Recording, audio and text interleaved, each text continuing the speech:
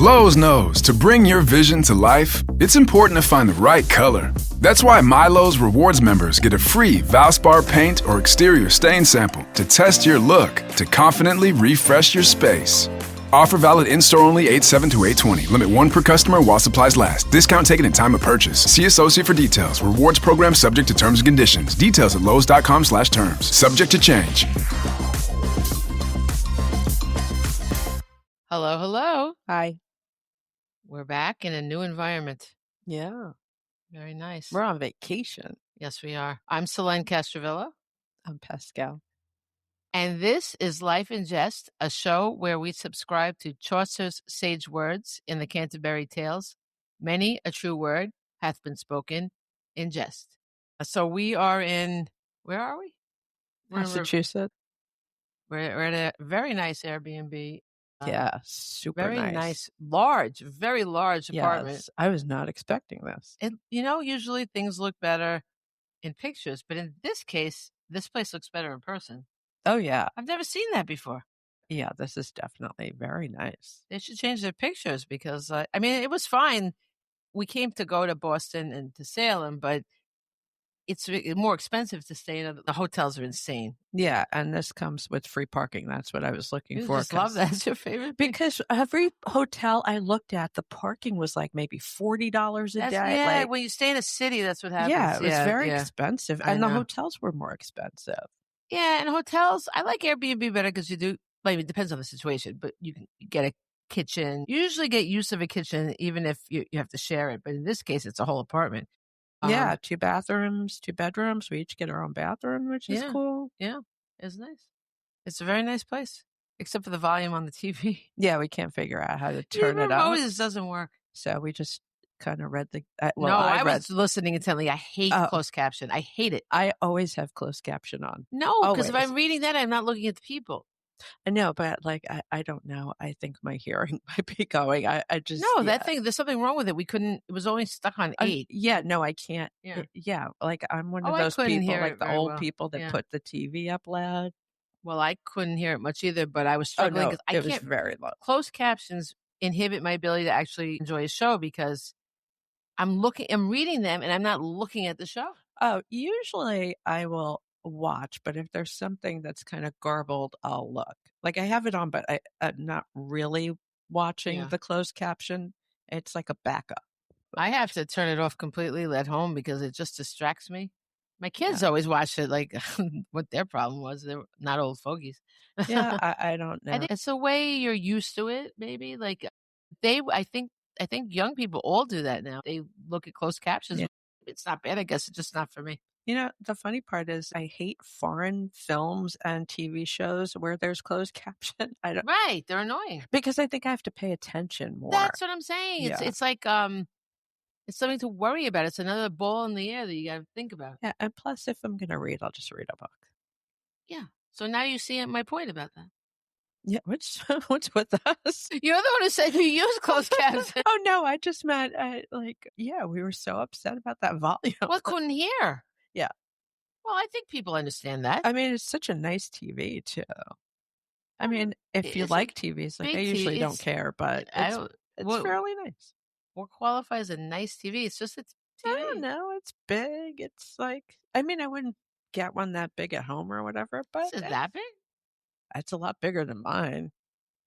Maybe it is. I don't know. Maybe the room's so big that I didn't notice the TV. I don't know. Yeah, honestly, when I go to sleep, I have a TV by my bed, but I unplugged it because I couldn't get it. What was it doing? I just couldn't take it anymore, so I just unplugged the whole thing. I can't. So now, I just put on my phone. I watch Netflix on my phone when I go to sleep. I don't care. Yeah, who cares anyway? I don't know. I like having the TV, but yeah, we don't have them in the bedrooms here, so I just turned on my phone. But then I got distracted. Like I was listening. Usually I'll just fall right asleep. Yeah. But, sometimes you get into it, well, the that's show. Why you have to watch something old. And you're right. It was old. Oh, you got into it anyway? Yes. You were so tired. I think you go to sleep. Because we're not home. Come on. Anyway. All right. So we drove here. It seems like 1,000 years ago already. But we stopped. We came, but we stopped at the Lizzie Borden house. Yeah, which is about an hour and a half from where we're staying. Yeah. So Lizzie Borden, we always talk about true crime. Yeah. And that is a very, very famous case that never seems to lose its appeal for people. And we went to the house, and it definitely wasn't what I expected. I mean, I don't know what. Me neither. I don't know. I'm not sure what I was expecting. I thought that they set it up nice, right? Like it was. I mean, it was. Yeah, it was. Yeah. Lizzie Borden, if you don't know, or to refresh your memory, was a woman who was accused of murdering her stepmother and father, and she was an Andrew. Yes, and Andrew's middle name was Jackson. Miss Jackson, if you're nasty. And, well, Mr. Andrew Jackson, not the greatest president. And her middle name was Andrew. Yeah, Lizzie Borden. And Lizzie's real name actually was Lizzie. It wasn't short for Elizabeth, which is odd. Yeah. Every time you hear Elizabeth, do you think of Sanford and Son, or is that just me? I thought it was Liz. Was it Elizabeth or Elizabeth? I'm not sure if he just said it, Elizabeth. Yeah. I think he said Elizabeth, right? I'm coming, Elizabeth. I don't know. Now I'd have to check. Okay, never mind. But no, that's not what I thought of until you said. Every thought I have goes to TV. Well, Lizzie, I don't remember what I thought of. I did think of something with Lizzie regarding TV, but I can't remember what the hell it was anymore. Lizzie McGuire? Maybe. I don't know who that is. I've heard of her, but I don't know who it was a kid show with Hilary Duff. It's possible. Right? I honestly don't remember anymore what was going through my head, but I definitely did have something with TV in my head. So I just always wonder why some things become so ingrained in our culture. It is a gruesome crime. They say it was with an axe, but it was actually a hatchet. That's very violent, and especially committed on people you supposedly love in your family. But it's not like it's the only case that ever had. There's so many crimes, violent crimes, right? So, and often when we listen to podcasts, we listen to crimes that are not so well known, right? Like last night we were watching one we never heard of about a girl. Well, we don't know. Actually, it's assumed she's dead. She's been missing for like 30-something years. Yeah. But it's just, why are something so phenomenally popular? And so in this case, I can't help but thinking there are several reasons why people say, which I'll say after, but the fact that there was this children's, they call it a skipping rope rhyme, it is very disturbing that children skip rope to a murder. Well, that's why I said when you asked me, I was like, no, that can't be a nursery rhyme. Yeah, well. But apparently it was. Well, it was sung to the tune of the then popular song Tarara Boom Die, which I know that song. Oh, and now I'm going to have it in my head. Sorry. But I don't know, like I can say, I'm going to read this, but I don't know if I could do it. Uh-oh. Lizzie Borden took an axe, but gave her mother 40 whacks. I have never heard it, the Tarara Boom Die. Lizzie Borden. No, it's not working. No. Tarara Boom Die. I don't know why it says is. I've always heard it another way. Well, you're just saying it, right? Like no, that's how you do it when you're skipping rope. All right, go ahead. Lizzie Borden took an axe, gave her mother 40 whacks. When she saw that she had done, she gave her father 41. And you skip rope. Anybody know what I'm saying? Anybody else? Yeah, I know what you're saying, but I hate that. No, it's like one of my most tortured memories. Really? You didn't like jumping rope? I can't do it. I have no rhythm, and it's very upsetting. Yeah, I mean, I don't have very good childhood memories at all. Everything's pretty traumatic. When it comes to socializing, nothing. No. You didn't do hopscotch and stuff? Oh my God, nothing. Wow. Because number one, nobody. I mean, that's wrong. I'm not gonna say they didn't like me. I thought they didn't like me, and I just couldn't, especially rope. Because how do you really learn it? Like people expect you to already know it. Yeah, I don't know how I learned it. And I have no idea. So I just couldn't. Well, I wasn't gonna ask somebody. They don't have patience. They just want to do it. They want to play. Yeah. So never mind. It's just a horror story. Sorry, I would not have brought it up. No, but. Number one, I don't understand why this was a children's thing at all, but I know it was. And it's also wrong, okay, because it was a hatchet and it was her stepmother, but we could let that go. But 40 whacks, no. It was like, what was it, 17 whacks there? Yeah, 17 whacks does not. No, and then 41, no. It was 17. It was like 11 for him, I think. Yeah. I think it just doesn't help with the rhyme. I think they were going for strange all choice. Of these things that aren't true are just, it just makes the rhyme better. Yeah, but why would they even? Well, folklore says that the rhyme was made up by an anonymous writer as a tune to sell newspapers. A tune. So I guess that's Tarara Boom Die. And that does make sense because when we were there, the actual newspapers were hanging up and very yellowed. And it was extremely, I mean, I can understand it being at the time so sensational. I mean, this happened like, wow, but it does make sense that journalists would put that in for sure. Like, I can see that. But then others attribute it to the ubiquitous but anonymous Mother Goose. So a rhyme, a Mother Goose rhyme, which. Did anybody know who Mother Goose was? I don't have think no so. idea. It says anonymous, and I think they would have said if it was. I never thought of that. I'm not sure why I care, but I don't know. We know the Aesop's fables, but Mother Goose, I think, is anonymous. I don't know why. Yeah, I was never that interested in Mother Goose. No, you're little when you hear them, and you don't really, you're just forced into them. Yeah, they're kind of goofy. And then when you're older, though, you're past it, so you don't. There's really, you know what I mean. To be consciously interested doesn't really happen. It's more that it's ingrained in you. Yeah. Her mother suffered 18 blows, and the father 18 or 19, and the father 11. Now the rhyme has a less well-known second verse. There's a second verse? Andrew Borden now is dead. Lizzie hit him on the head. Up in heaven he will sing. On the gallows she will swing. Well, that didn't happen. I'm so excited that it had another verse. It's interesting. It's interesting that got even darker. I love that. I don't know. It was pretty dark when she took an axe. And no, but now she's going to the gallows. Now they which could have she used. didn't. They could have used hatchet and patchet like the doctor couldn't. She hit them with the hatchet. The doctor couldn't patch it. Yeah, that's not good for jumping rope. I think it would work. You didn't give it a jumping rope. You need like a certain. Okay. Which is probably why I've heard that version and not the. Borden took a hatchet. Lizzie Borden took a hatchet. The doctor. It's the second. It's the patchet. What's the doctor's name? Borden, I think. Yeah. No, that's their name. Oh, that's his name. I don't know. We heard it like 20 times yesterday. We'll just say Paxton. Lizzie Borden took a hatchet. Dr. Haxton couldn't patch it. Love it. Yeah. I don't know. Being a writer of nonfiction history, it really pains me when things are changed. And we know what really bothered me also in the museum? They had all the souvenirs, and they all referred to axes. That shouldn't be in a historical place. It should be. Yeah, but we had this discussion. It's not a historical place. Okay, there's a couple of things about it. Okay, it's not a historical landmark, which is strange. It should be. But it's owned by a ghost tour place. Yeah. So their primary thing is to sell these tickets, get as many people there. That's why it's like I know, that. but it's wrong. Because and it's just wrong. Because they had like a bumper sticker which said, "Don't axe me where I've been" or something. I went, and I went, like they used axe as a pun, as a play on words in a lot of things. And then they sell like Lizzie Borden axe. They could just as well sell a Lizzie Borden hatchet. I mean, even the tour guide had an axe. She didn't have a hatchet. I had to ask what it was. I really didn't know, but apparently a hatchet is smaller than an axe. Did you know that? I did. I don't know why, but I did. Yeah, I didn't know.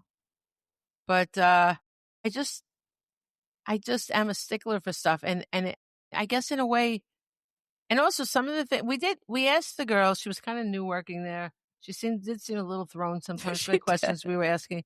But I mean, I'm not going to say it was interesting. There was a lot of stuff to be said, but when I researched stuff, a lot of stuff came up that was not included in the house thing, which I think should have been kind of included because it's representing this woman. And I think it might be there's a time limit to those tours.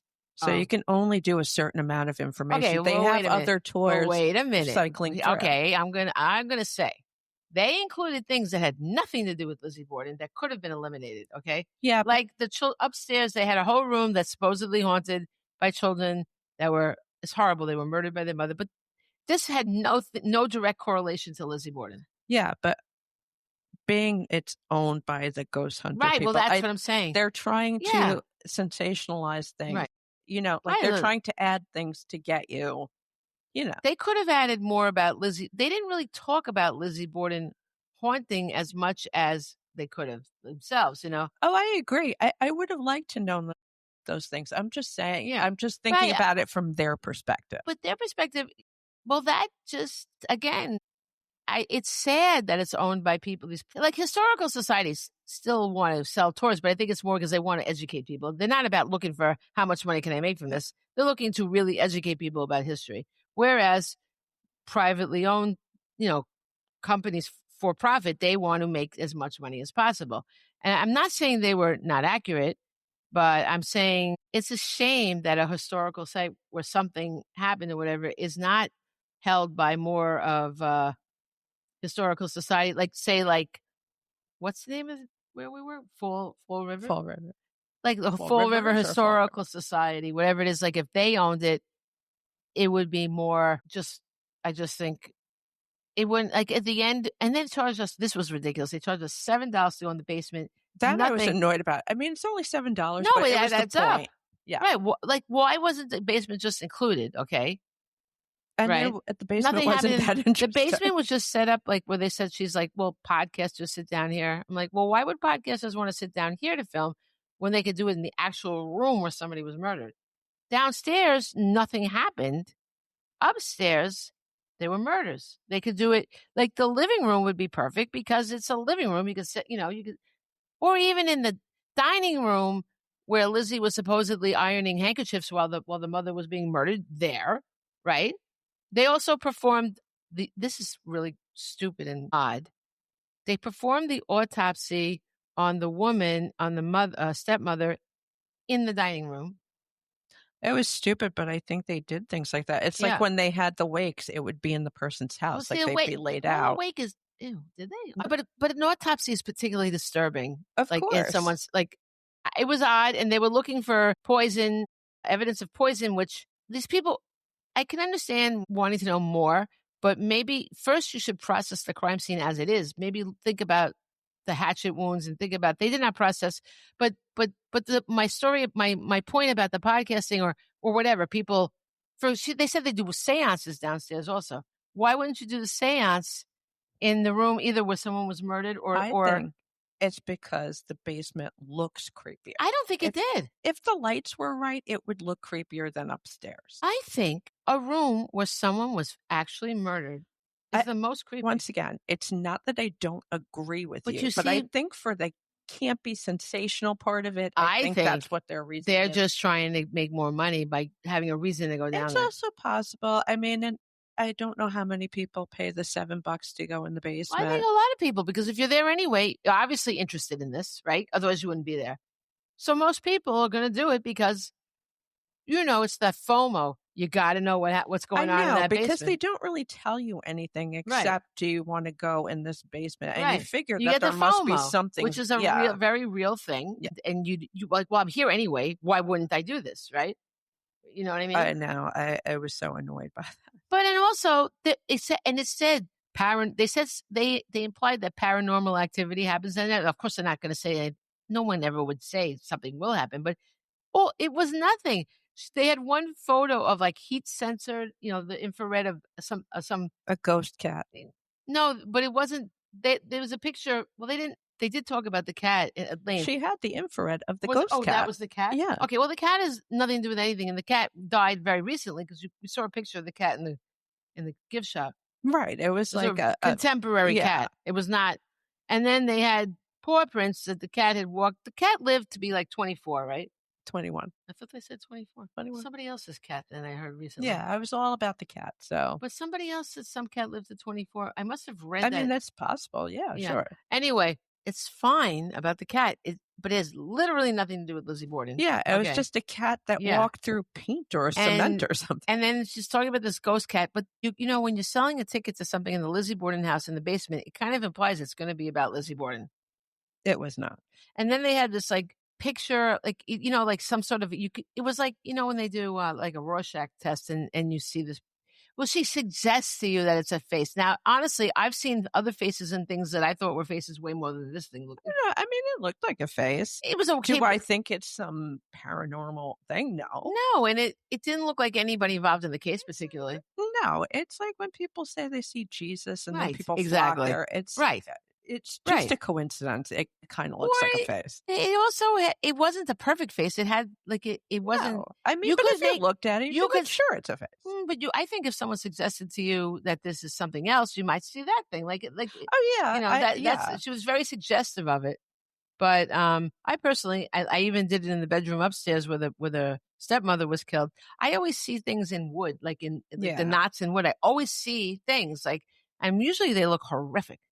I was in an elevator the other day and the wood paneling, I felt like it was a torture chamber, like faces and horror. Because we saw two different things. I mean, but that's what happens. Yeah. That's what it is. Well, and when you go to anything on a sightseeing thing, whatever, it's all about the psychology within you. Like yes, they are presenting you with things, but it's the other part of it is what you're made of and what you put into something. Yeah. And so that's why everybody's experiences are different. But I just think, number one, going in the basement was a complete ripoff. Yeah, totally. I mean, give me a break, the cat. Okay. I think we both agreed. Even just when we sat down, when we just walked in, I think we were both like, you've got to be kidding. And then, you know what they do? They sell brick dust from the house. They do. And she showed us, like, this is where they get the bricks. Like, you can see the bricks. So somebody just comes and scrapes the brick and puts it in little bottles. Man, that's a bit of a racket, isn't it? I would have been more into it if she didn't show me. Like, I could have done that myself. If she didn't show me where it came from, I might have been. Maybe. I wasn't super interested in it, but I would have been more if I hadn't seen. I think it's more interesting, like the fact also that's in the basement. I think I would have liked it more from, like, the basement's very separated from where the crimes happen. And like in a lot of times, crimes do happen in basements. So there's a lot of bad stuff that happens in basements, but in this house, really nothing happened in that basement at all. No, it was fine. So once you start, revealing the, how things work, like where they get these brick things from, it took away from what I wanted. I didn't want it either. All I could see was that all the teenagers working there going and scraping the wall. Yeah. Wow. They're like, it's true. And they sell these little vials of it and then they sell it as a necklace. Like, oh my God. It's so, But a lot of the stuff they had in the gift shop was hokey. It got hokier when you went back in after the tour and you realize how far removed it is from everything. Yeah. Yeah. And which makes me sad. And I think we both can agree. I mean, it seems clear that she did do it because. Yeah, I'm pretty sure she did. Although so let's talk about the case. Lizzie Borden, I think she was 32. Because her sister was 9 years older than her. So her sister was 41. She was 32. Okay. What's the sister's name again? Emma, right? Emma. Yeah. She was a young, seemingly respectable woman. And the case fueled public fascination and left the case unsolved, contributing to its enduring infamy. Well, I mean, is the case unsolved? She was acquitted, but she was rich, and she was a woman, and a lot of people felt that women just couldn't do this kind of crime. So, but there's a question: is the case unsolved? I mean, just because someone's acquitted doesn't mean the case is unsolved. No, but they didn't have any evidence because. They were like the Keystone Cops. They screwed up the whole thing. So they did that autopsy of the woman in the dining room. Yeah. And they used like an autopsy board on the dining room table, but it had like holes all over. Like, it was ridiculous. It was like a cane chair kind of a thing. And they cut their stomachs out and sent them. The father's was done in the sitting room, I think, right? He was killed. Well, he was killed in the living room. What do they call that other room where they did his autopsy? The parlor? Yeah, I would call it a parlor. They did his autopsy in there. Instead of concentrating on like searching the house up and down for evidence like you should do, they also did not create like a real crime scene. Like, people came in and out, and Lizzie and her sister and the cousin that was staying with them and the maid all stayed there. Like, it was ridiculous. So Lizzie was able, say she committed the crime, she was able to tamper with all kinds of evidence. And in fact, she did. You left out the part where, so the cops didn't get there for half an hour. Because they were, what was it, a picnic? Yeah, they were at a picnic. And they told everybody, don't commit a crime. Advertised, right. Don't commit a crime because the police will all be busy. We passed that town. We got off on the highway by that town where they had the picnic. It was I didn't even notice. Yeah, Warwick, I think they said. Oh, yeah. I wasn't paying attention. I mean, seriously, like, that reminds me of like in Nassau County, they make all the cops go like on a little, like a parade thing. Not all the cops, I guess, but several cars all with flashing lights, drive around, and it's like a show of force, I guess. But to me, it's like, okay, the cops all went this way, so criminals go over. You can go over there where they just were, commit a crime. I just read a book actually where that was part of the book, that there were these murders happening, but the police and the firefighters were having like a baseball game, and they were all there instead of trying to catch this serial killer. Oh, it was a serial killer. There were two different killers going on. Oh, okay. When the cops are all obviously away in one area, it does seem like a poor judgment for them to do that. They should always have a skeleton crew. I always think that about the fire parades, the firemen parades, because it's usually from several towns. Right. It is. I mean, I would imagine they have people. I hope I mean, I don't know. That would be insane if they didn't. But I always thought the best time to commit a murder is Halloween because everybody's in costume. It's in costumes and the police are distracted. They are distracted. Or 4th of July because the police are distracted. Well, also you could shoot and nobody would know it was a gunshot. All right, guys, you ready? Don't testify against us. No, we're not killing anybody, but we might. I mean, we are. I mean, people could think of this stuff on their own. All you have to do is read a book. Like, for example, it's a really extreme case when the cops like absolutely advertised, "Hey, don't commit any crimes. We're going to be doing this." I know, but she would have known that. She was a pretty smart lady. I feel like a lot of this was planned. Like it seems, why that day, right? Why that day? She seemed to kind of have her stories. She did. Everybody was out. She did switch stories around. She did switch stories, but like all the circumstances were ideal for her in a way. Except, I mean, I think that she didn't have it perfectly down pat. Not perfectly. Maybe she got thrown because the stepmother got killed 9:30 a.m. right, and then the father came home at like 11, and he tried to get in the door, but the door he couldn't use his key. No, the uncle couldn't get in the door because remember the maid was outside washing the windows. The uncle came. No, it was the father. Both of them. Oh, it was the father. Yeah. Oh, then I did not pay attention. Sorry. The uncle didn't come home till later. Yes. Yeah. The father, wow. Okay. Sorry, duh, guys. The uncle was off on his very well scripted alibi, so they couldn't. The maid had to help him get in. Yes, I forgot. Yeah. Okay, and then, I didn't pay attention. But and she cursed because she couldn't get the door open, and she heard Lizzie laugh from the stairs. But so I think Lizzie might have been thrown by that testimony. She didn't, you know what I mean? Because that's something she couldn't have planned for. Because if she really was on the stairs, she would have. It doesn't prove she killed the stepmother. It proves she should probably knew because when you climbed up the stairs and you looked, except for me, because I didn't look but when you go up the stairs and you turn and you look, you could have, the body was obvious, like the stepmother's body was, you could see on the floor from under the bottom of the bed. Right, because the bedroom was right at the top of the stairs and the bed was high, at the bottom was high. So you could see to the other side of the room. Like her body was next to the other side of the bed. But it was a high bed, like you could see. Right, underneath. It was a high bed. Yeah. You could see like a large portion under that bed to the other side. So it would have showed that she would have at least known, if not have done it. And she claimed, she had this whole story about how the stepmother had been called away to see a sick friend. Yes, and she also said, this part was so weird to me, the amount of pears that her and who else ate. So she went to the barn, was it? She said that when the mother was being killed, the stepmother was being killed, she claimed that she was ironing handkerchiefs downstairs, which was a weird thing to say because where she was downstairs was it was like literally under where the woman was being murdered. So how did she not hear? I mean, somebody falls on the floor in the house where there's creaky wood, right? Like, right, because I could hear, we could hear other people in the house. Remember the other tour came in, we could hear from the other room. And even when we were walking up and down the stairs, you could hear through the floors. Like you could. Right. And those kind of houses never had any kind of sound. Right. And especially because the wood is so creaky. So it was a weird choice. You're saying she was well thought out in her alibi, but I don't think she was well thought out in her alibi.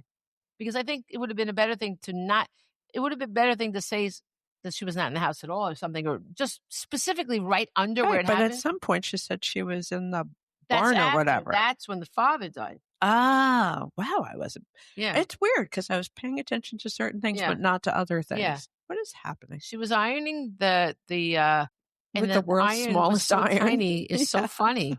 Like it would be in a dollhouse or something. And I asked, well, wouldn't the maid do that? But then the tour guide said, well, no, she did more the heavier labor stuff and they did that stuff. Yeah, because there were a lot of stuff that you asked, and I was thinking that the maid did not do. And she also said something about them not really trusting the maid. Which is weird. Like, then why don't you get somebody that you can trust? Because I think the stepmother did. Remember, she said the stepmother was nice a lot of of nicer. Yeah, it might have been the others that kind of, Okay, well, then the stepmother would let her in the bedrooms, though, which is there. It's all very confusing. But the maid was Irish, and at that time, people were very prejudiced against Irish people. Yeah, they called her Maggie, which was not. What was her real name? Bridget. Yeah, supposedly Maggie was a slight at her because she was Irish. But it didn't say that in the Wikipedia. It just said the Wikipedia said her name was Bridget, but then also called Maggie. They never said it was a slight at all. Oh, that's interesting. Yeah, I don't know. I don't know why Maggie is a slight. Is Maggie? I guess because it's kind of like like just the general. Is that like such a popular Irish name? Is it like saying Guido? Is it like Guido? Maybe. They don't even do Guido anymore. When was the last time you heard Guido? No, That used to be a big that was thing. like an 80s thing. Remember they used Guido. Right, because you would say it if the guy were like a wife beater, right, which is so not the correct term anymore. But that's what they used to call it. The wife beater T-shirt. Yeah. That they used to drive the IROC. Right. Oh, yeah. A Trans Am, like that kind of stuff. That was very 80s. Well, I was an intern at K-Rock, and there was a guy that kind of was my boss. They have like somebody overseeing, and he introduced himself as Guido. And all right, Guido. And he was extremely stereotypical Italian with the gold chain and the hair. The gold chain with the, what was that little horn that they, remember that? Oh my God, my son just got one of those. Really? Because they went to Sicily. Oh. But it's supposed to ward off evil, but like bad luck. But he was having extreme bad luck ever since he got it. Like, oh, really? Like the thing in Brady Bunch? Yeah, but they didn't steal it though. The totem thing in Hawaii. That they had to bring back to Vincent Price for some reason. Well, and Oliver, remember that's weird. Was Oliver there? No, I think the statue was Oliver. I have to look that up. What? Maybe Oh, he called the statue Oliver? Vincent Price. Oh, it did have a name. It did have a name. Yeah, I'm going to look that up. Because it would be really weird if it was Oliver and then they had cousin Oliver. I have to be wrong. Or maybe they like we should introduce a character named Oliver. I have no idea, but you're right. It's weird, but anyway, go ahead. It's a whole other thing about superstitions that is interesting. Yeah. But as a matter of fact, in Hawaii, they have a real thing in Hawaii where like they try to tell you if you take like anything that's on the beach, the natural stuff, that it's cursed, right? They tell you that. And honestly, Casey had taken it. We all took a fair amount of it, right?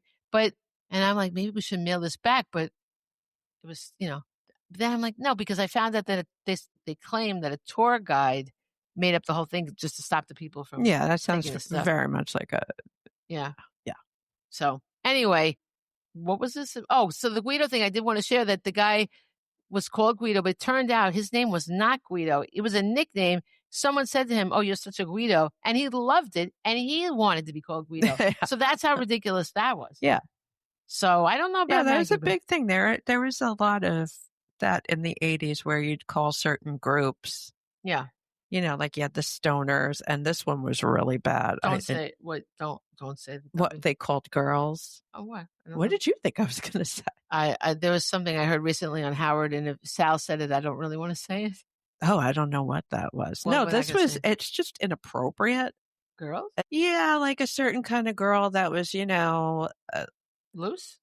No, not loose. What? Because they just called those sluts. You mean like someone that looks like she might enjoy the company of other women? No, no. I'm going to say it's not terrible, but it's very inappropriate. A Jap. What? Remember Japs? Jewish American princess. Yeah. Yeah. That really came and went. And I don't know if it was because where we lived, there were a lot of those kind of girls that had the But I don't think the big hair, swatches, they wore the collar up on their shirt, that kind of thing. Yeah. Well, where I lived, it was I grew up, like, I always call myself a Jew by proxy because I grew up with all Jewish people. But yeah, I don't think that lasted very long. It shouldn't have. It was kind of obnoxious. I mean, the Guido thing is kind of obnoxious too. It's confusing because it was also a racial slur against us. Right. Yeah. Now we have two. I forgot about that. What about this Valley Girl thing was also very confusing. Oh, that was also a very 80s but the song was about being a Valley Girl, which sounded very pretentious and like spoiled. Yeah. But when you go when you go there, the Valley is not good. It's a bad place to live. But was it during the time? Yes. Well, it's in the 80s. It was never good. The Valley is when you in LA. Oh, they live in the Valley. It's like a put down. Yeah. No, I'm just asking if at a different time it was always all of it. It doesn't make sense. I don't know. Yeah, I don't understand that. I never will. I should ask Moon Unit. What's Moon Unit doing these days? I feel like I heard something about her recently. Yeah, no, that was making fun of Valley Girls. Yes, but the point, why would someone, I don't know. Why would they be pretentious when it's not good to live in the Valley? I understood it was making fun of them, but they shouldn't be. I don't understand how they got called Valley Girls and that was pretentious and rich and all that stuff, because I don't know. And if you live in the Valley, it's a real put down.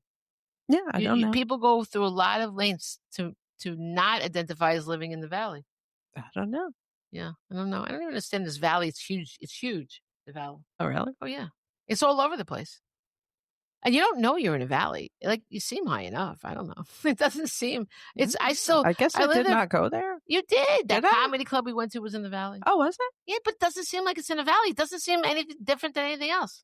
Yeah, no, it just seemed like any other city, town.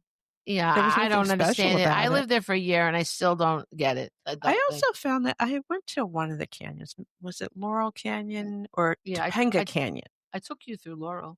Yeah, but I went another time. You hung out there. We didn't really hang out. We drove through. We went to this weird store. It was because the person I was with knew that a band person lived there. I don't know how she thought we were going to see him, but whatever. But yeah, I mean, it just seems like kind of like a small town. Like, it didn't seem like it would be a canyon. But then again, there's a lot of places that are named that aren't. Canyons are smaller. I mean, like the Grand Canyon is big, but there's smaller canyons too, I guess. And there's a lot of canyons and there's a lot of. Why are we even talking about? I don't know. Let's go back to Lizzie Borden. Yeah. So let me. I'll just read. We'll go back to the house, obviously, but I Googled like why are people so fascinated with Lizzie Borden as opposed to like other cases, and said that the number of blows inflicted were especially gruesome for the time. I guess. Well, it was also their heads. Yeah, and the other thing they did was cut off their heads.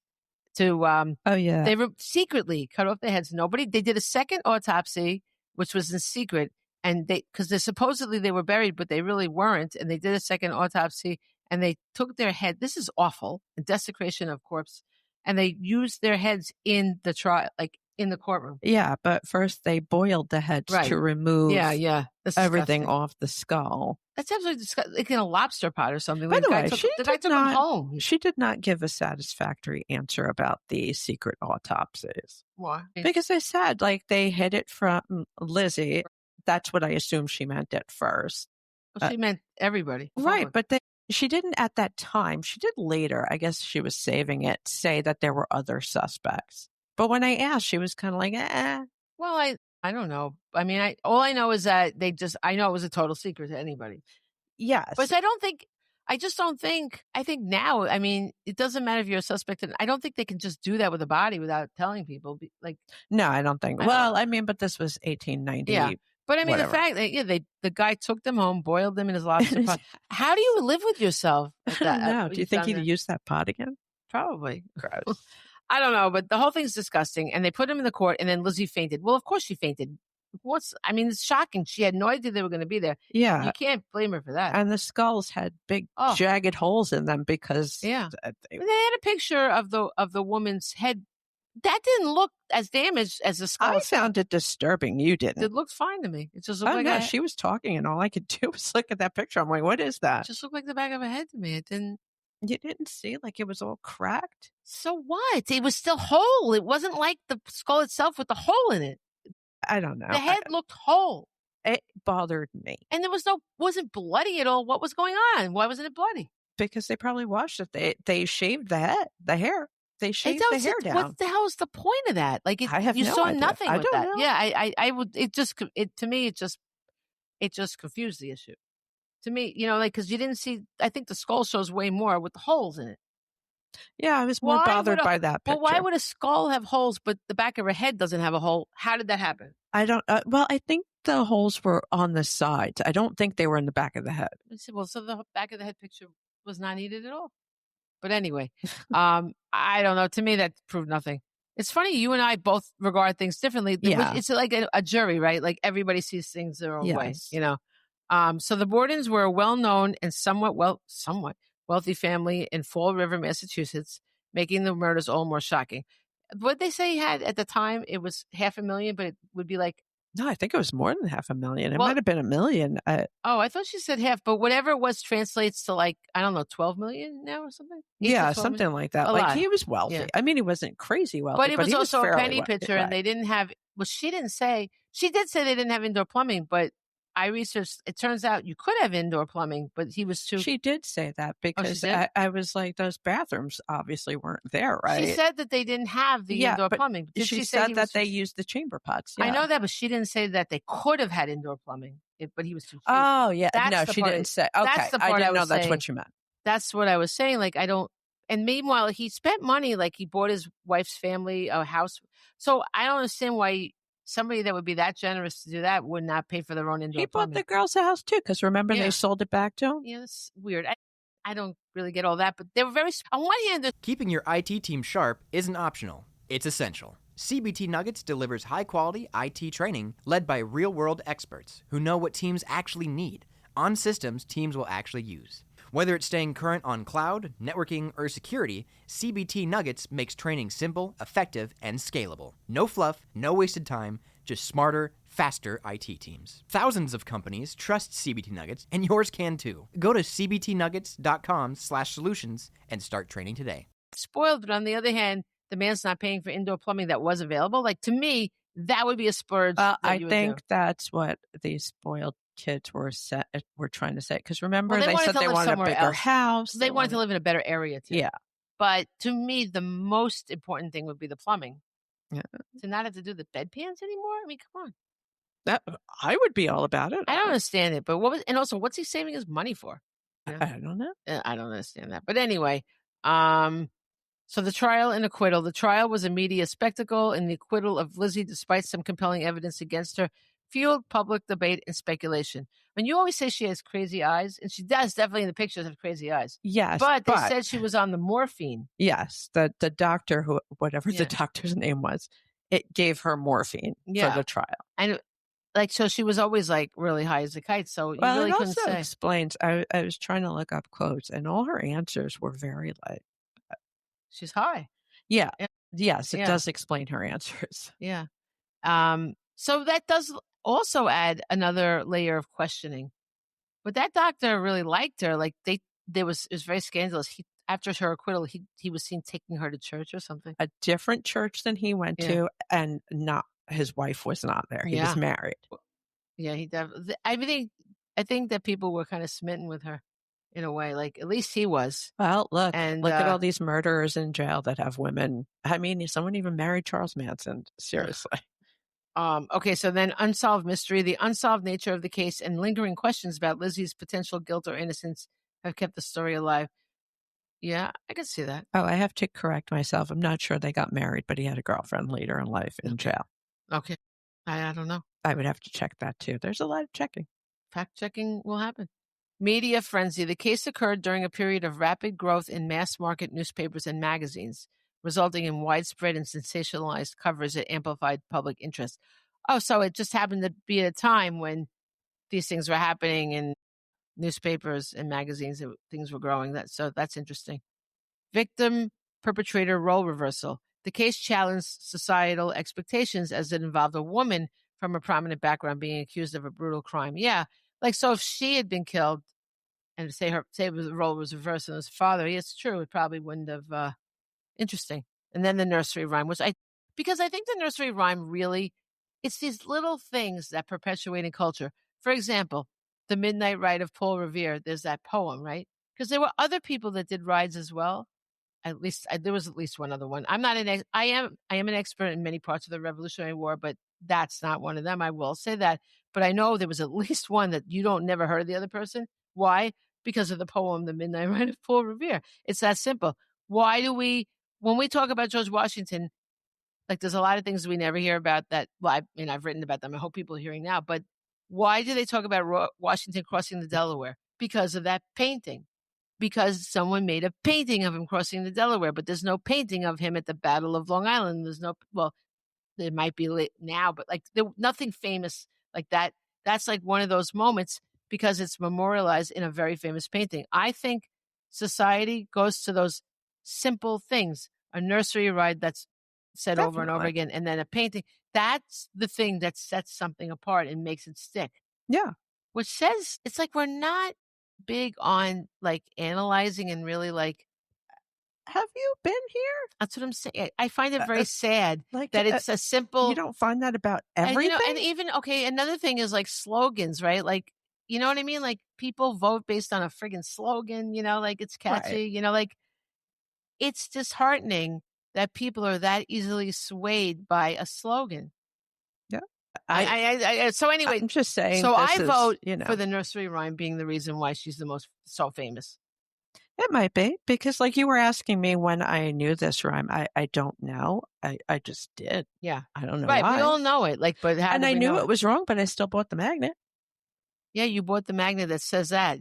That was your choice because of all the souvenirs. Yeah, because I understand that it's not true, but like that's the rhyme I've always known, and I like it. I know it's not right. See, for me, I can't do it because catchy. I'm so like no, like, yeah. I'm not against historical fiction. Like, say, you don't know what the dialogue. Sometimes people said so you could do that, but I still want it to be true. I want the facts to be that are presented to be true. And I know that, like, so it's just for me, like, I kind of wanted that bumper sticker about axing me with, but once I found out it was a hatchet because I didn't know until I got here, I'm like, forget it. All these souvenirs are wrong now. I don't want any of them. It ruined there was one shirt I was going to get. Did she do it? But then I really kind of thought she did it. So I'm like, I'm not going to get this shirt either. So I didn't get anything. Yeah, like I'm okay. I know the truth, and the other stuff is like entertainment to me. Like it doesn't bother me. I know. I just can't. Like a lot of stuff I know isn't true. Like I'm okay as long as I know what the actual facts are. I can accept the other stuff because I don't take it seriously. Like it's a magnet. It's not a big deal to me. But for some reason, and I don't want to be this way because it does. It kind of. I'm kind of tortured by the whole thing. Yeah. That I'm such a purist about history, like Shakespeare. I went when I was dating my ex-husband. We went to I went to NYU and they had a play of Hamlet, and I didn't know that they had really messed with it. Well, in a way, it was pure because they did present the dialogue. Everything was right, except they had 5 Hamlets all dressed in like male business suits, and like one of them was a woman. Like, so, but it was weird because they were absolutely true to every aspect of the dialogue and the scenes. They did not mess with the words, but they did.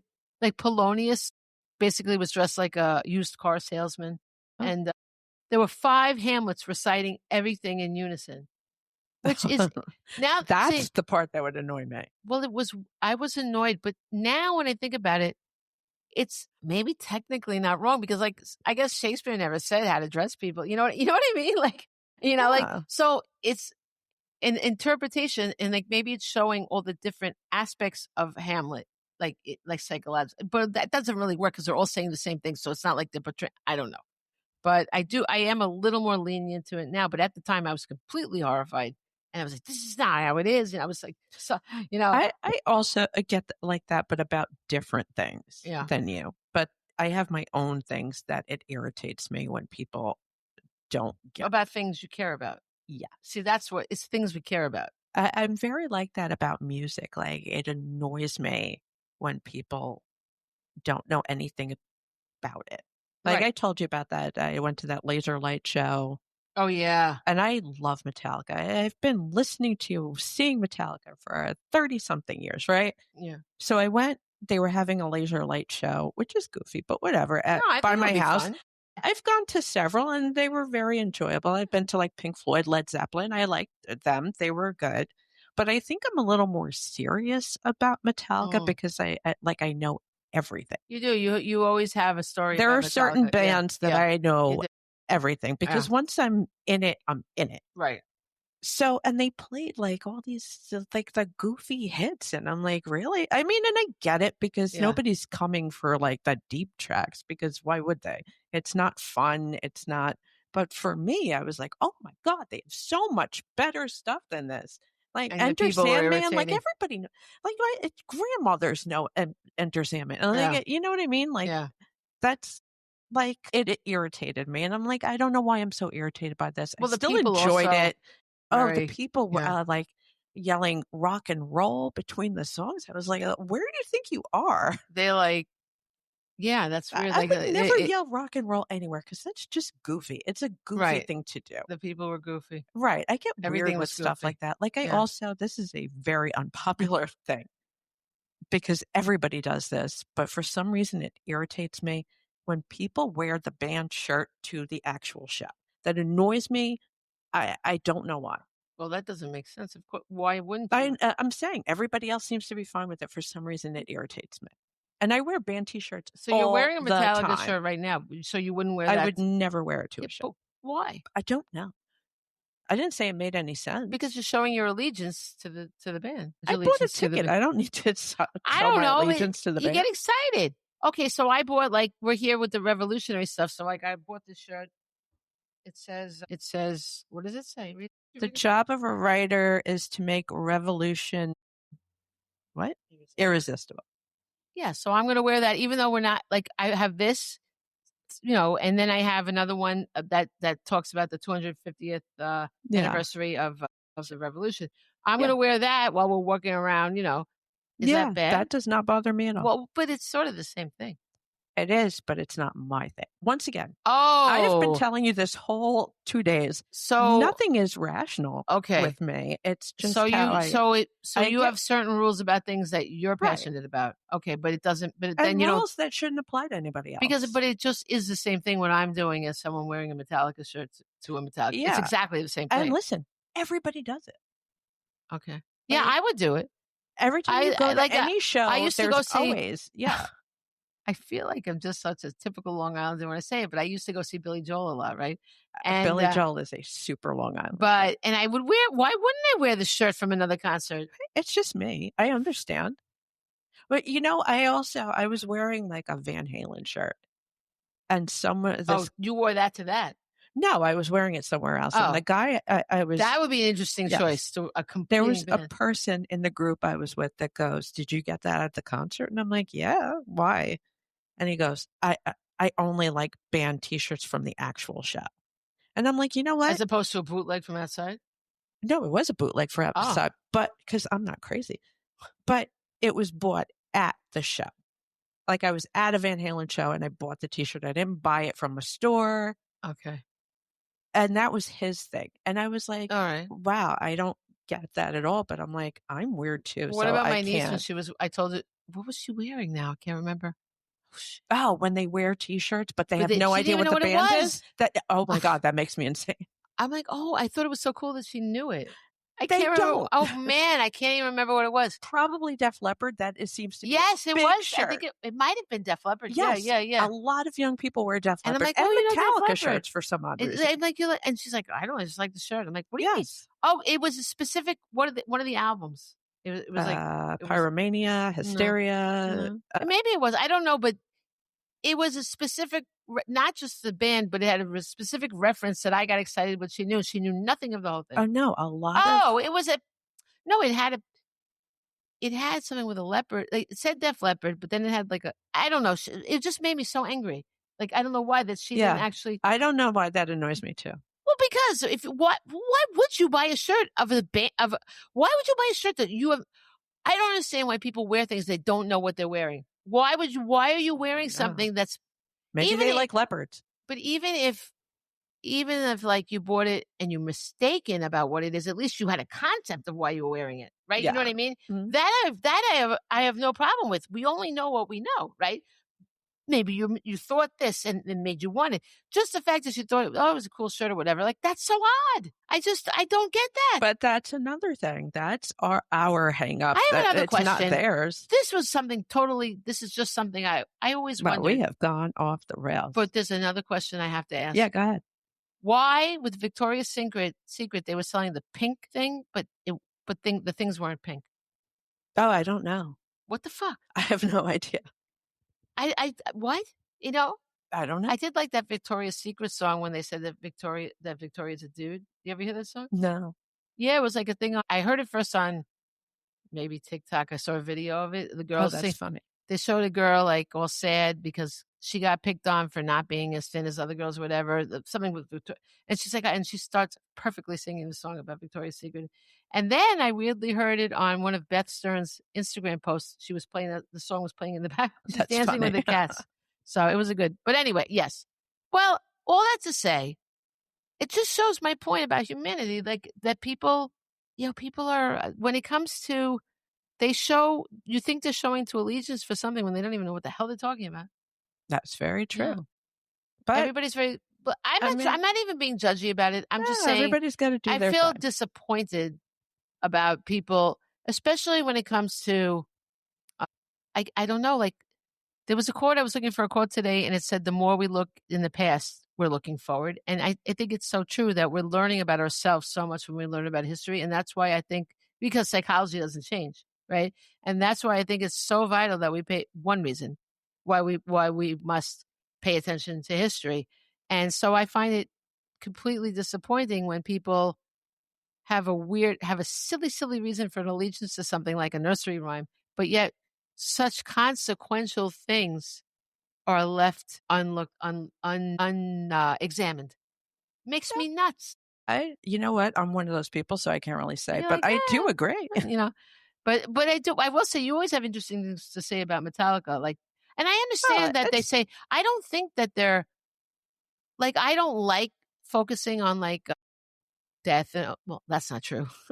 I read about it a lot. But it's not all death. There's I know. Many different. And when they explore stuff, they're looking at it in more of like an analyzing kind of way rather than ruminating on the horror. But I guess I just don't like it that way myself. I can't explain why, but I guess it's just not the way that I relate.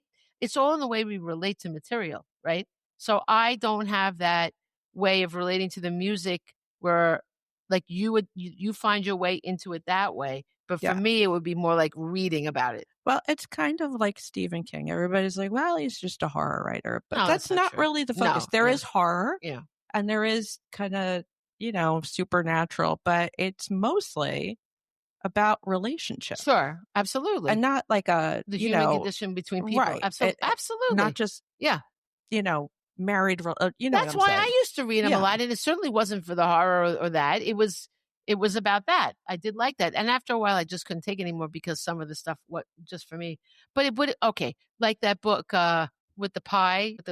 Thinner. Because the idea that in, the family relationship with like you eat a piece of the pie, there was a curse in the pie and you would become thinner until you died, I guess. And the fact of someone doing that to them, someone in their family because they're mad at them because of something that happened. Wow. Like, that shows the horror of humanity right there, like he really does delve very deeply into psychology. He does, and he tells a hell of a story too. And Pet Sematary is like with the kid. Oh, yeah.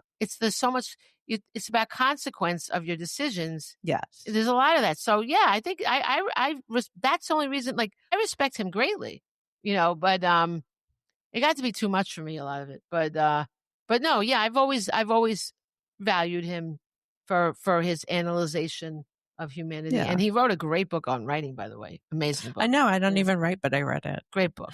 Yeah. It was good. It was interesting. I didn't think I would find it interesting. And the way, he also talked about that accident he had, when he almost died. And that's crazy that the guy died like that. Wow. But and I love the origin story of his career, of Carrie and everything. Yeah. Like, fascinating. I think anybody would be interested in that. But He's anyway, amazing. Love him. All right, we should so probably.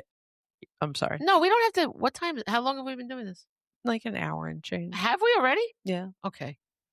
I will read this quote. She was a media sensation because her trial exposed the sleazy shortcomings of high society. That's true. You know what? People always thought about the culture difference, especially then, because, I mean, we still have it, but I think in a way now people can sort of, I think it's not really equalized, but people everybody has an iPhone, so everybody can kind of be famous at least somewhat. I think things have been equaled out. Not really, but they psychologically. There are a lot of people who are now famous for whatever. Where before it was like, you're either rich or you're not, and that's it. Like, there was no. So at the time, the people the poorer masses decided in the sleazy shortcomings of the high society, oh, this can happen with a rich family. Yeah. And this is a quote this is a Stanford legal historian, Lawrence M. Friedman. The case ripped aside a curtain that covered and concealed a kind of dry rot, a concealed pathology. Yeah. One which arguably was eating away at the pillars of respectable society. That's interesting. Oh, I like that. That's a good quote, right? Yeah. So anyway, there's a lot more I could say, but I did want to say this interested me because I always think about the psychological ramifications of like a parent doing something that scars a child and this and that. So there is definitely it was known that the girls resented their stepmother. And like Bridget said, that Emma and Lizzie rarely ate meals with their parents. And I guess they resented him because he married someone else. Like, Lizzie was only 2 when her mother died, right? Yeah, it's funny. Right. Before this, I always kind of thought that they had like the evil stepmother kind of thing going, but it doesn't sound like that at all. You know, I mean, we don't know. I don't know either. I don't feel like she went out of her way to really be loving toward them. Right. But I thought it was more like she was horrible to them. Do you know what I mean? I think the jury's out on that. Haha, literally. Yeah. I don't think we didn't hear anything yesterday. I don't think we got enough information on that. Yeah. But it kind of made me question it a little. I questioned why he would marry her because they said it was more of a transaction. This woman said it was more of a transactional relationship. And I questioned why he didn't get someone that was at least like, if he had money, if you're rich, like you could at least get like a trophy wife, right? I'm not saying it's right, but a lot of them do. Okay. But this woman was like his age. Okay. And if he didn't really cherish her, like if it was really transactional, like why didn't he go for like somebody like different? Like she just didn't seem like she didn't really fit. Like why did he pick her when he could have bought what he wanted, kind of for lack of a. I know, but it also kind of goes back to the why didn't he get a bigger house? Why didn't he do this? Yeah, but he did. But in this case, he did spend that kind of person. But he spent money on the. Well, maybe he did really love her. I don't think our tour guide really knew. He did that for her family, right? So that maybe he did love her. He might have. But she presented it that he didn't. That's why I was questioning it. But maybe he does. She doesn't sound like she was overly motherly to the kids. Like, and especially with someone so little, like Lizzie was 2. I think if you're really, really loving to a kid from when they're 2, and like they're not going to have that many memories of her mother, I think you win them over. So to me, it doesn't sound like she tried. No, but that doesn't make her a horrible person. I didn't say it did. No, but that's what I'm saying. But I'm saying, why not pick somebody that's going to be motherly to your kids at least? That's all I'm saying. But maybe he didn't care. I don't know. I definitely we don't have enough information about all of this for sure. But I was like, why would she do this? And then people say, well, she was mad, like she wanted his money basically, and she wanted to move to, and she in fact did move to a fancier place immediately, and she had one of the first cars, right? And she couldn't drive it because she was a woman, which that's insane, right? But they built a circular driveway thing, so that like a circular thing that you could turn, so the car wouldn't have to actually be turned around, like drive. I mean, that's shocking that this circular thing. It's like Batman. You know what I mean? Like you don't hear about that. So there is evidence that she wanted money, but was it enough to kill? Because on one hand, you hear in the same tour, we heard the girls were spoiled. We heard that they had this and that. But on the other hand, then we also heard that they had limited allowances. Like, so I don't think we're getting the full, we definitely didn't get the full picture, but a psychological, a psychological motive that I personally related to the minute I read it was that they were killed in August. In May of 1892, Andrew killed multiple pigeons in his barn with a hatchet, believing that they were attracting local children to hunt them. Lizzie had recently built a roost for the pigeons, and it has been commonly recounted that she was upset over his killing them. Okay, now, this has been disputed. We don't know this, right? Now, for me, that is so upsetting because she's a spinster, whatever you call that. She's 32. She doesn't have children. People that don't have children in particular are often animals become their children. If you're inclined to love an animal, right? So I have children and my animals are my children. But say you didn't. I always tell my kids that those are their brothers. Well, before I had kids, my cat, I always I love all animals. Don't get me wrong, but like my cats were my children, like, right? So so this to me is a legitimate thing. Now, someone named Sarah Miller states in her 2016 book, The Borden Murders, Lizzie Borden in the Trial of the Century, said that the account of Lizzie being profoundly upset over the death of the pigeon is unfounded. It has become part of the myth surrounding her. So I don't know. All I'm saying is that made sense to me because first of all, if he did it with hatchets and then he died by a hatchet, that's like, yeah, I got you with the hatchet that you killed those pigeons with. And I think it's such a primal response, right? Like, so that for me made way more sense than, and I know it's my psychological thing, but like if I were writing a book based on this, like, fictional or whatever, that would be that for me would work as a motive. I could see that. I personally think, the straw that broke the camel's back? Like, I could see that being like she had all this resentment and anger. Right. And then that being like pushing you over the edge. Wow. Imagine Charlotte's Web if Paul did go to the barn and chop up the pig, and then that girl went ape shit. Killed him. You know what? Listen, that guy made Wicked in a different point of view. You know? Where's Pa going with that axe? Well, she couldn't quite stop Maybe Pa. it was a hatchet. Well, it was an axe. She said, where's Pa going with that axe? It is and that's a great opening line, by the way. Great opening line. They teach that in my MFA program. We went over that. But wow, yeah, I could go dark with that one. Yes. Very dark. I would read that. Thank you. Maybe I'll do that. All right. Something to look forward to. That's right. So then a family, now this I don't think this is not undisputed. This is a fact. The other thing, we don't know how much she felt about that. This is true. A family argument in July of 1892 prompted both sisters to take extended vacations in New Bedford. They returned to Fall River a week before the murders, and Lizzie chose to stay in a local rooming house for 4 days before returning to the Borden residence. So whatever they fought about, she was just reintroduced to the situation when this happened. So you could see something boiling. By the way, I just have to mention here, I don't know if anybody else finds this, but is that rich people problems that you had a fight with your family and then you go on vacation because you're upset? I think that poor people would run away. Right. Well, not right. I mean, they're in the 30s. Listen, I get pissed off all the time. I don't go on vacation. Right. They don't go on vacation, but they would leave, or they might just kill on the spot. I'd be more likely to kill. I don't have money to go on vacation every time I have a fight with somebody. Nobody got money for that. Yeah. Right. Well, and then the other sister was not even home. She was still at a friend somewhere. Like, fuck that too. But, and the tension had been growing. And then there was Andrew's gift of real estate to Abby's people in Abby's family. And then he gave them a house too, but instead of them living in it, they rented it out, which is weird. Like I would want to be out of that house if I didn't get along. Why wouldn't you just freaking live in that other house? See, that doesn't, whatever. So they sold it back to him for $5,000, which is $173. How specific? I was thinking that too. In 2023, I guess when this was written. So then the uncle, John Vinicum Morse, that's an interesting middle name, Vinicum. I don't like it, but whatever, Morse, that's me.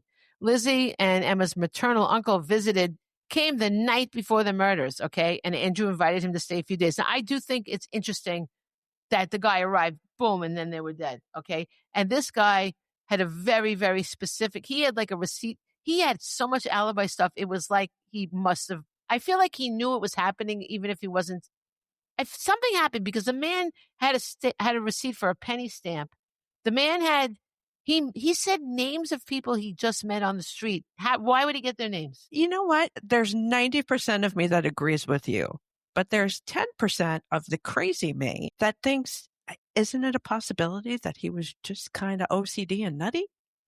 Well, that's another, we don't know him really. But right. I mean, what about, he said he met like 7 priests or something on a trolley. Was it a trolley? I think so.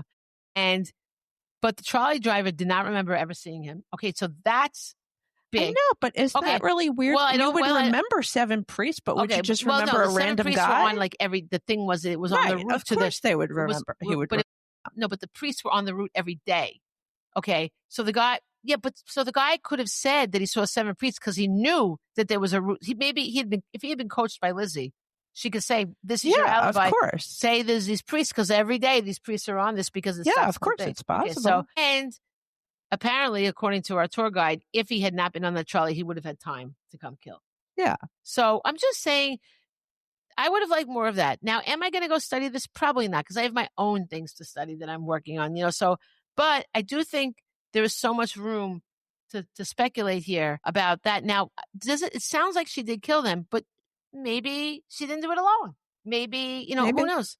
Who knows? And I said this, but you two were horrified. Maybe she was sleeping with Morse. Why is that horrifying? There's incest. So much incest. Well, it's always gross. Like nobody likes that. But you were like, oh, no. Ew. Like, but it happens a lot. I know, but I don't. It doesn't mean that I don't find it horrifying. For me, I was just trying. When I try to figure out a case, or like I put on my detective hat, and I'm not thinking about gross on that. I'm thinking like, what's the motive? Right, but he didn't gain anything. Well, maybe he thought he would. Maybe like just like that doctor had a crush on that's her. true, because I was thinking that yesterday. Maybe they promised him that money, and or maybe he thought, him over. Or maybe he thought he was going to be with her. The relationship with him. We honestly don't know about her relationships after that. For all we know, they could have had. That's very true. We don't know. So, anyway, there's that.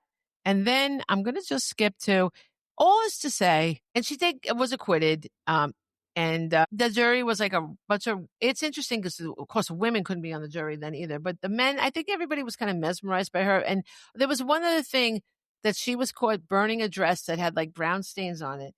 And this ended a friendship with somebody that's witnessed her doing it, because the friend like reported her for it, whatever.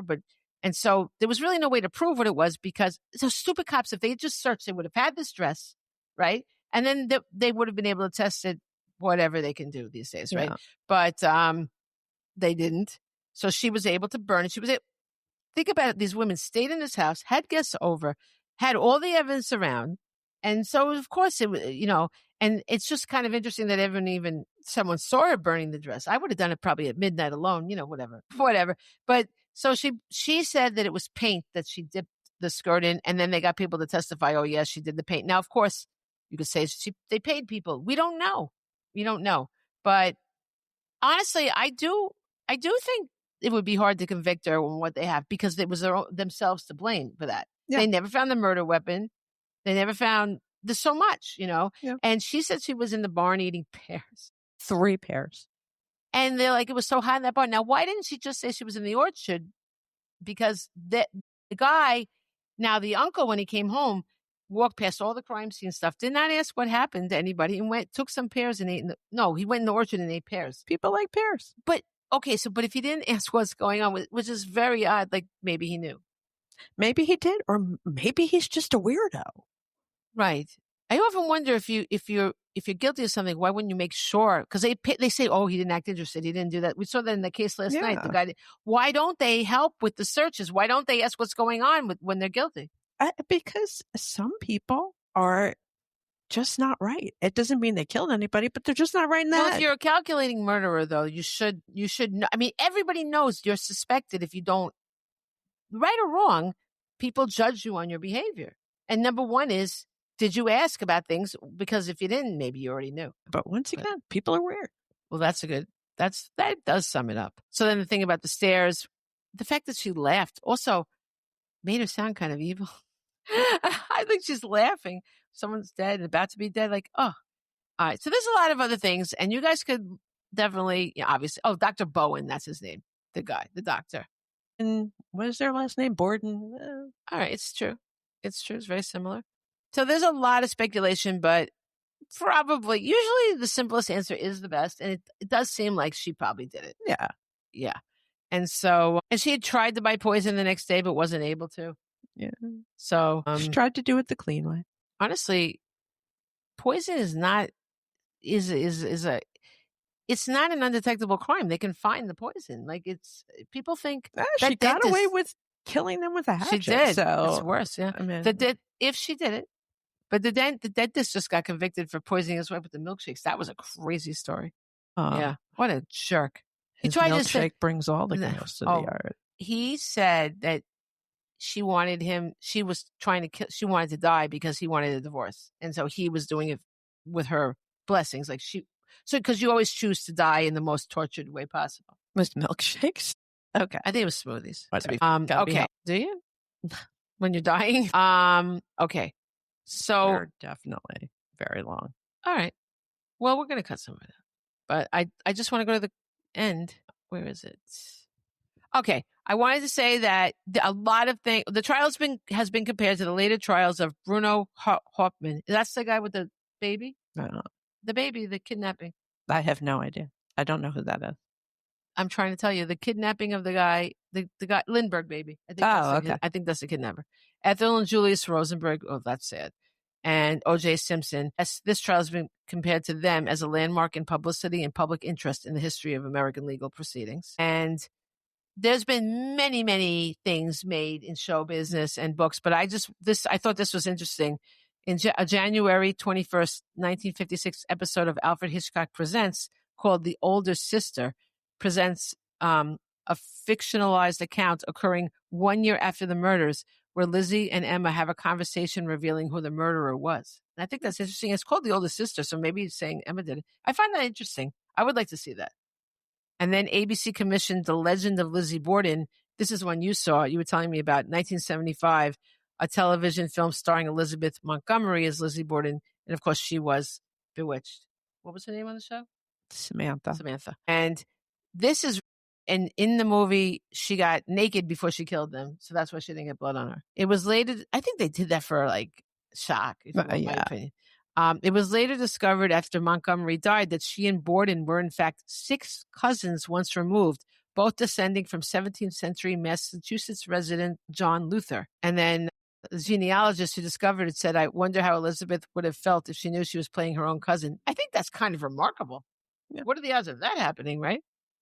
And then 40 years later, Lifetime aired the Christina Ricci vehicle. Lizzie Borden took an axe wrong and followed it with a series called The Lizzie Borden Chronicles. While both were panned by critics, they did bring the case back to the public eye, opening the door for an upcoming well, at the time it was upcoming, but this is older. A thriller starring Chloe Sevigny. Is that how you say it? I think so. Yes, I've heard that name. Was she dating Bradley Cooper? I don't know. Anyway, as Lizzie, and Kristen Stewart as Bridget Sullivan, the family maid. And now, this is interesting. Borden will be the focus of the 4th season of the true crime anthology series Monster. I believe that's on Netflix, and I believe that's the thing that had the what are those guys called? Menendez brothers. Yeah. So that might be interesting. And that's all I have to say about that. Oh, and of course, and Agatha Christie seemed to refer to it also. Yeah. All right. So I'll do my quotes. Wait, just one more thing. Yes, ma'am. It's fun to go to the Lizzie Borden house. It's not that we didn't enjoy it. Right. Don't spend the $7 in the basement. Don't do that. And yeah, it's if you like this kind of thing, you will enjoy it. Yeah, I liked it. It was fun. And it's weird to see the bed and breakfast part. Just saying. Yeah, you can. Oh, that's another thing. You can sleep in those rooms. I don't know what it would cost, probably, judging by what we pay. I don't know, but it is if you're an aficionado. Oh my God. I like aficionado better. Okay. I'm going to change that word because I'm a writer and I can do that. I'll do the Cougar Town. Change approved. Thank you. Because after all, Shakespeare created at least 300 words. So I should be able. Aficionado makes way more sense. Okay. So if you're into that, you will like it a lot. Yeah. It was fun. And they even had the bodies in the rooms and everything. Yeah. And the real autopsy. Well, you could probably see that. You could see the autopsy photos on Wikipedia. But yeah. So we're not against it, but I do wish that things were a little bit more, Yeah. historically accurate. That's my wish. And I don't really care about a cat. I love cats, but the fact that a cat walked through paint in like 1990 doesn't, whatever year it was, probably past that. Okay, so I had a really hard time finding quotes because I did find the quote from Ted Bundy, but I couldn't even bring myself to quote him. Like he gives me such chills. I know you're always interested in studying serial killers. For me, they're not. I don't like to study them because to me they're like the boogeyman. Like, and the fact that they don't have. For me, murder is interesting when it's personal, even if it's people didn't know each other that well, right? But they're dating. Like, even if it's not that well known, I'm interested in the relationships between the people that led up to the murder. And a serial killer is just hunting prey, is not looking at relationships. So to me, they're not the ones I'm kind of afraid of them. Like, because I know I'm never going to find the answer to any questions of murder because it is irrational at whole. But the motives, it's just so random. I guess it could just be anybody, and there's really no good reason except the person's a friggin' psychopath. So I didn't want to quote him. I just couldn't handle it. So it took me a long time. You were like, what is happening? I was like, what the hell on? What is going on? And I couldn't. Okay, so here I have a quote from Raymond Chandler, and he said, he didn't know the right people. That's all a police record means. And I thought that was appropriate with Lizzie, It's true. And then I have a quote from Agatha Christie from the ABC Murders. And but a side note, they are making some really good new adaptations of Agatha Christie's. Highly recommend. Check them out. You can see some of them on Prime. Sometimes you have to pay more for the British stuff, but Prime itself has some really good, really, really good stuff. So she said, if one could order a crime as one does a dinner, what would one choose? Let's review the menu. Robbery? It says froggery. Robbery? Forgery? I want froggery. Robbery? Forgery? No, I think not. Rather too vegetarian. It must be murder. Red-blooded murder. With trimmings, of course. I really like that one. Yeah. I agree. Okay. And you? I only have one, and it's from a stupid movie that I love so much. Okay. So I Married an Axe Murderer. I've never seen that. So funny. So this character, Harriet, is asked, how many people have you brutally murdered? And her answer is, well, brutal is a very subjective word. I mean, what's brutal to one person might be totally reasonable to somebody else. That is very true. I do like that. So there you go. Yeah, I like that. All right. Well, thanks for listening. Thanks for being on our journey with us. And we're off to Salem. We're off to Salem. We'll probably talk about that in Boston next time. So hope you're into it. Because that's what you're getting. Well, you never know with us. Yeah, that's true. It seems likely. Yeah. Right. All right. So au revoir. Bye.